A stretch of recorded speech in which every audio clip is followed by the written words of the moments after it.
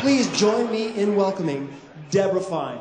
It's great to be here, but my guess is I know what you're thinking. You're thinking, how does she get away with talking about such a stupid topic? I mean, small talk.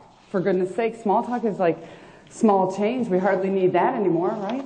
And women do it a lot, small talk. Therefore, it's of no value whatsoever. I mean, that's the perception out there. What a waste of saliva. Who would want to learn how to do that, for goodness sake?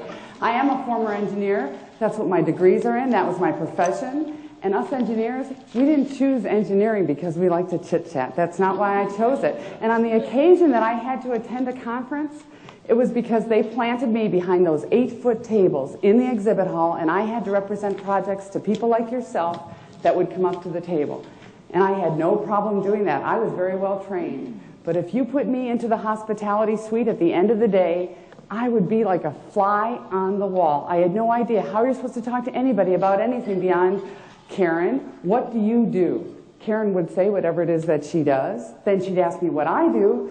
But then what are you supposed to talk about after that, for goodness sake? And I had no idea, and I thought it was just dorks that didn't know what to talk about after that. And all the rest of you were born with this gift of gab. That was one reason I started talking about such a silly topic.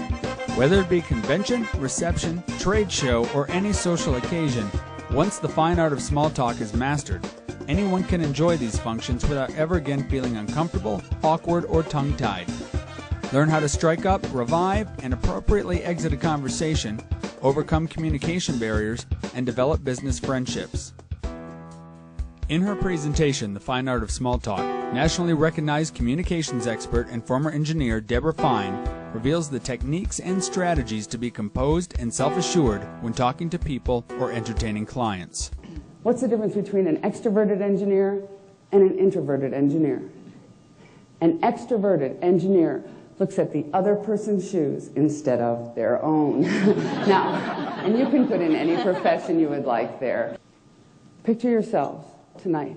You have to attend some event. It's an event you don't want to go to. Your spouse is dragging you to this horrible event, or your organization is requiring you to attend this event, or you're a meeting planner or an executive of an association, and you have to go to one more of these events. And you hate this, you hate chit-chat, you have to wear a suit and tie and do all that, or heels and hose and do all this, and you've had a long day, you've been away from the office the whole day, you have a lot of catching up to do, but you have to be there at 4:30. You don't want to be there, and I'm there. But we don't know each other, and I spot you. You're standing by yourself. I figure you're an approachable person. What I don't know, of course, is the reason you're standing there by yourself is your spouse has had it up to here with your bad attitude, my friend, and that's why you're standing there by yourself. We have a transportation company, and the biggest exposure to our business is the 2 hours that guests spend in our van with our drivers, and I just felt like she'd be such an asset in teaching our drivers to initiate small talk and make people feel comfortable and really portray the whole guest service mentality that we try to create in that time they're sitting in the van, and make them feel comfortable. And I sat on the edge of my seat wanting to talk to her and get her to come talk to us. And as a salesperson, I felt like it really hit home. Everything she's talked about, we've all been in those situations, and I think this is one of the most productive investments of my time, which, as a mother of 3 working full time, I feel is very valuable, and it was a wonderful investment of my time. I think she'd be a real asset to my company and to my personal career. How do you make small talk without talking about sports or the weather? Well, for instance, it's Friday, so tonight you're dragged to some horrible event by your spouse for her or his office party, and they're all talking shop, or you have to go on your own, or you're holding an open house at your firm.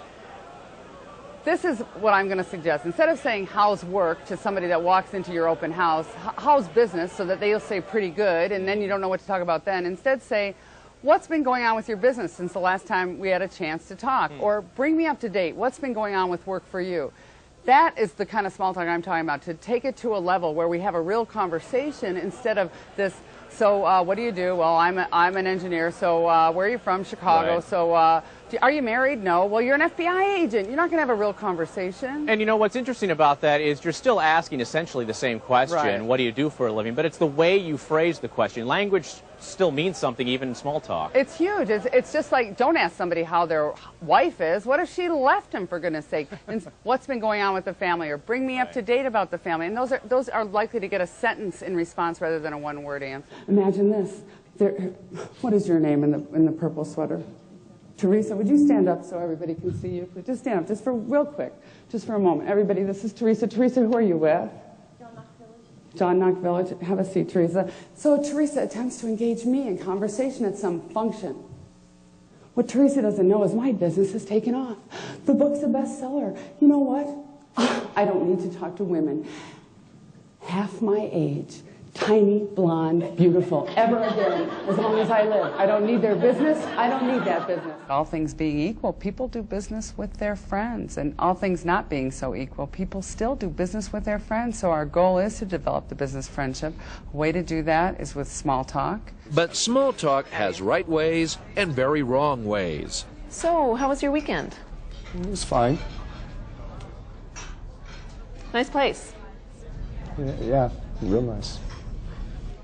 How's your wife doing? We were divorced 6 months ago. Wrong way. What's the right way? Bring me up to date. What's been going on with the family? And then, if they got divorced, or if something happened to one of their children, or they have an opportunity to not tell you about their divorce if they don't want to tell you about it. Use questions that will get you more than one-word answers. How was your weekend? You would say to your client, fine. What kinds of things did you do over the weekend? Or what did you do for yourself over the weekend? Or, you know, what would you have liked to done over the weekend that you never got around to? Debra's last hint, don't insult the spouse. So, what do you do? I stayed home with our kids. Oh, great. Well, that was a tough meeting today, wasn't it? What should you ask? Tell me about your kids. What do you enjoy most about staying home with your kids? What do you do for yourself? Those are 3 different questions I could ask that person once they told me they stay at home with their kids. Debra says the spouse is the most important person at the table. This is your client's spouse, for goodness sake. This is the way to develop rapport and develop that business friendship. If she doesn't like you, you don't really think he's going to like you. A successful dinner results from showing a real interest. The more interest you showed in me, the more interesting you become, because anybody that interested in me must be a very wise and attractive individual. That's what goes on in my head. That's what goes on in everybody's head, the more interest someone shows in them. Be sincere, and you'll come home with a business friend and a business deal. Small talk sounds silly. It's not rocket science. It's common sense stuff, but it's not common practice. People give their money for 2 things in this world. Number 1, to have a problem solved. You are problem solvers. Your company, your organization solves problems. The other thing people are looking for is good feelings. And if they don't get good feelings, they'll find someone else to solve their problem. Small talk is part of our packaging. Developing rapport with people is part of our packaging. Have you ever met somebody? They have perfect packaging, perfect suit, perfect hair, even acronyms next to their name.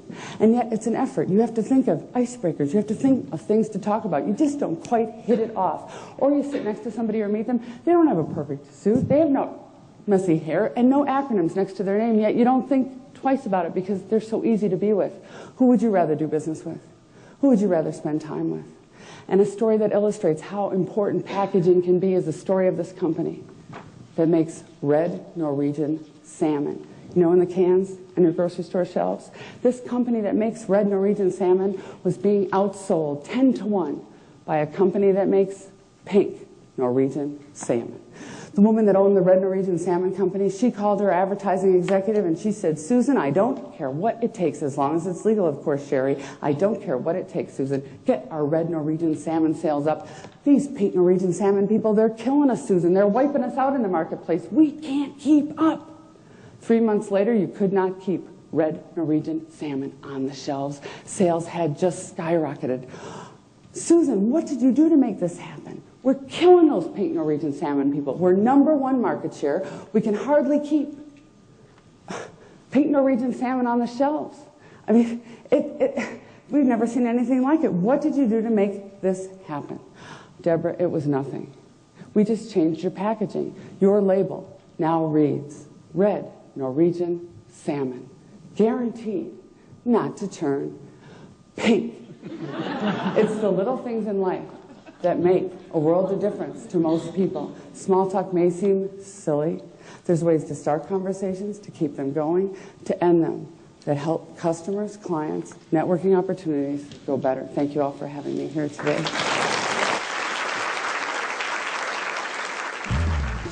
Clever, engaging small talk helps you instantly build rapport, whether you're a meeting planner, association executive, or corporate decision maker. In any type of social situation, from lunch with the boss to an association event or cocktail party, the fine art of small talk will entertain and inform your group. They will leave laughing and learning how to become interesting and appealing to others, and will develop a higher level of confidence and comfort. Programs can be tailored to your specific needs. Presentations and keynote speeches are a specialty for individual corporations, organizations, conventions, spousal programs, or special events. Training and workshop packages will be custom designed for any size group. Please contact the person who gave you this videotape for more information.